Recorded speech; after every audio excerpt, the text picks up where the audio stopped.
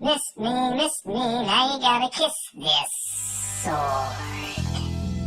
And now you found the key.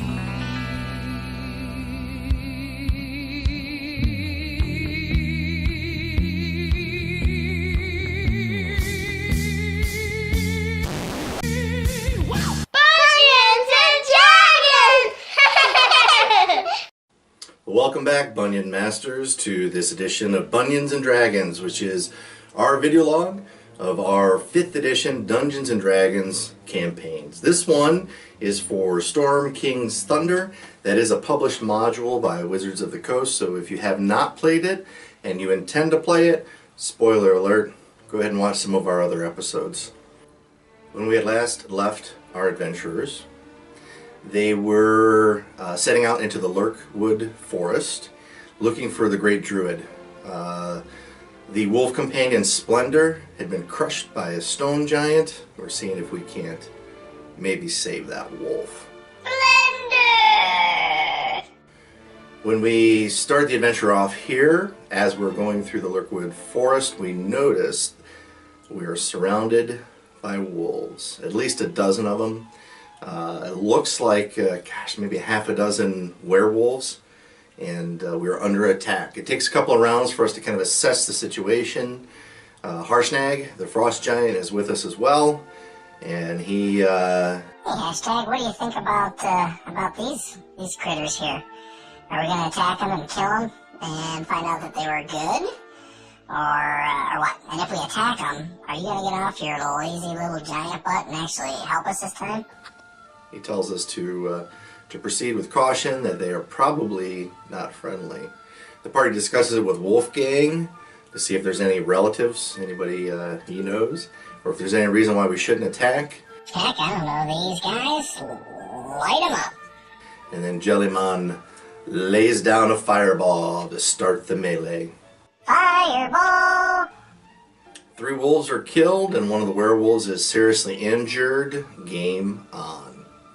Jeff Iron, the half-orc fighter, moves in on the injured werewolf and strikes him for damage. The werewolf attempts to strike back, and Jeff Iron is able to dodge that attack. No problem there.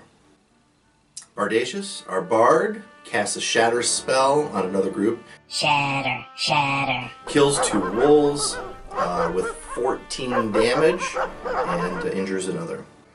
Bardacious is rewarded with that heroic effort with a wolf bite, but he does stay on his feet, although he suffers about 6 damage. The wolves start to surround Bardacious. They see him maybe as injured and easy prey, but Bardacious responds with a Thunder Wave spell. Thunder, oh, oh, oh. And pushes away 2 of the 3 wolves. There's only 1 on him now, and that's a little bit more manageable.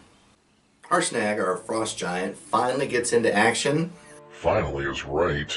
Now I'm starting to see what Jellymon's been complaining about all this time. Come on, Harshnag. He crushes one of the wolves, and then he moves in to back up Jeff Iron. Jeff Iron shouting encouraging words to Harshnag to get him hopefully to move, and to move more quickly to help us with this battle. So there's 1 werewolf, 2 wolves that are still causing Jeff Iron a little bit of a problem there. Harshnag is moving in, but moving in slowly. So Jellyman, Professor Jellyman, he casts a suggestion spell and suggests to the werewolf, Hey, I've got a great idea. that these lesser intelligent wolves look to be turning on him, and the werewolf should probably strike them dead. But not before Harshnag could squash one of the 2. And Jeff Iron, with his sword, is able to mow down the other one. The werewolf is taking hits, but not taking damage. The party may not have the silver weapons required to take down a werewolf. They start to flee. The wolves and the remaining werewolves flee the scene. Arrows are launched at the retreating wolves. Spells are cast, and a couple of them finally get away. When the smoke clears, the dead bodies are still. We count up 11 dead wolves and 3 dead werewolves. Take a little short rest to recover, and our Dungeon Master awards us with 530 experience points for this intense wolf encounter. The party heads off east through the Lurkwood forest, looking for the great druid, and we do happen upon them now. We see a little ruined settlement, if you will. Is it ruined or ruins? I never know the difference. I get a little bit confused with that. With dryads and satyrs, and Harshnag is greeted very warmly by this party. Harshnag presents the bloody bag of Splendor's remains to the great druid. Splendor! And explains that this was a fallen comrade in the battle, and would the druid be able to help? It's going to take some time, many hours, and he starts his incantations. The dryads and the satyrs bring the great druid various herbs and other concoctions to assist him in this. Meanwhile, Jellimon takes his 4-hour trance in order to get some spell recovery. Bardacious busts out his pan flute that he obtained and started to practice with the other group of satyrs from earlier in our adventure. Hey, Zamfir, grab your pan flute. Let's jam, buddy. And they're having a grand old time laying down some massive tunes to the pan flute. Can you imagine how exciting that was? The great druid opens up his accommodations. He feeds everybody. The whole party gets a nice long rest. And in the morning, they are greeted with the revival of Splendor. She's a little battered and bruised, a little bent up a little bit, but she's on her feet and is alive. Praise the Lord. Wolfgang is moved almost beyond words. Almost. Wolfgang usually has a lot of good words. And inquires to the great druid, what is it I can pay you with? Here, I have this potion I want to give to you. I have no real use for it, maybe you do. And the great druid says, well, what kind of potion is this? If you're a boy, it'll turn you into a girl. If you're a girl, it'll turn you into a boy. In this day and age, a binary existence is so obsolete. And Wolfgang says, well, this is a change your gender potion. The wizard contemplates this, says, I'm not sure that I have much use for this, but you had told us earlier tales of wolves and werewolves that your party had vanquished, and the great druid has had some hassles from a tribe who worships wolves, and maybe that's from the same one. And once Harshnag's quest is complete or underway, if the party can work their way back through the Lurkwood forest and find the great druid, he would greatly appreciate the party's assistance in vanquishing this wolf-oriented cult or tribe. You want me to pay you with a promise of future service? That's a done deal, sucker. That's fine. We would be happy to pay for his services with the future of promised services. And we'll see how all that goes. So the party heads back north, back in search of the Oracle, to get Harshnag his answers, so we know what to do from there. As luck would have it, as we're traversing by the river, where we kind of turned around last time, the party was set upon by 4 winter wolves. These are large monstrosities, very vicious, and we find out early on that their cold breath weapon can cause some serious damage.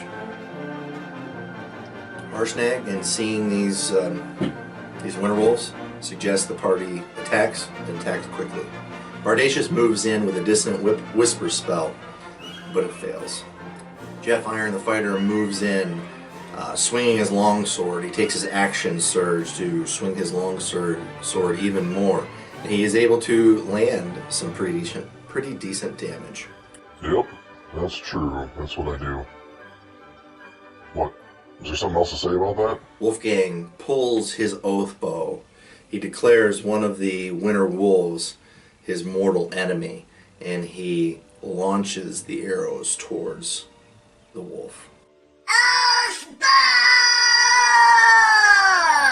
Critical hit. Does sufficient damage to destroy one of the winter wolves and launches another arrow at one of the others. Professor Jollymon had a vision of this encounter early in the morning. He launches his phantasmal killer at one of the winter wolves and uses his portent to make sure that the winter wolf failed its savings throw and it sustains substantial damage. I seen it this morning in a vision. Jollymon deals out 15 damage to one of the winter wolves. Harshnag finally moves in. He picks up a rock above his head. It breaks and falls on him, causing 46 points of damage to this frost giant and knocking him unconscious for 2 rounds. Critical fail. Professor Jollymon, who is using the frost giant's legs to provide partial cover, must make a dexterity saving throw in order to jump out of the way of the falling unconscious giant. Fortunately, Jollymon makes that saving throw, jumps out of the way as Harshnag's body, boom, hits the ground. Jollymon had also seen this particular instance in the morning and used his 16 roll portent in order to make the savings throw. Jollymon didn't want to leave that one to chance. Wolfgang attacks and then retreats, hoping that his flee the horde ability will help him out in this, but the Dungeon Master rules that the breath weapon used is able to potentially cause damage against Wolfgang, and he makes his saving throw, but still suffers 10 damage. Professor Jollymon still concentrating on his phantasmal killer spell, and it does cause 20 damage to his target on that opponent's turn. Jollymon's turn comes up and he uses a Ray of Frost because that doesn't have concentration and misses. One of the wolves pounces on Jeff Iron, causing a little bit of damage, but Jeff Iron is able to stay up on his feet. Bardacious responds with another Shatter spell. It is successful, and it kills another winter wolf. Shatter, shatter. Wolfgang pulls up alongside Jeff Iron to lend him some support, and Wolfgang is able to land some additional damage. The winter wolf that has the phantasmal killer still active on him at the end of his turn suffers some more damage and finally dies. Boom shakalaka laka, boom shakalaka laka, boom shakalaka laka, boom. Yeah. The phantasmal killer caused 30 points of damage, rendering that one dead. And Jollymon turns around with a magic missile, causing 19 points of damage on the remaining target. And the third winter wolf attacks Wolfgang, misses, and Wolfgang is able to use his ability to counter-strike, the Giant Slayer ability.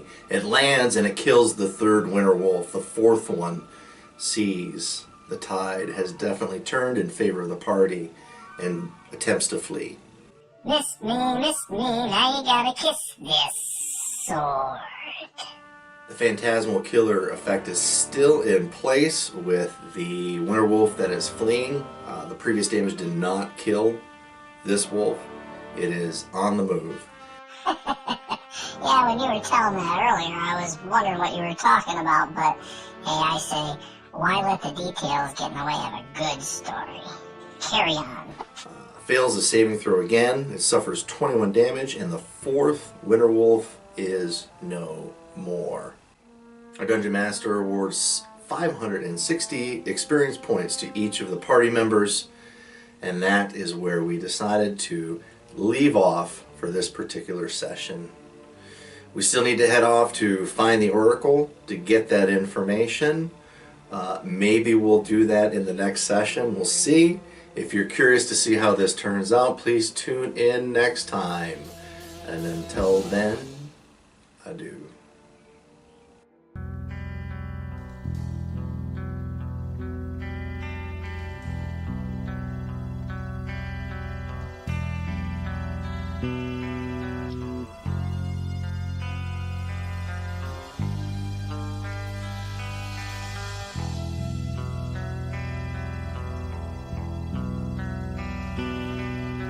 Standing on the shores of tomorrow,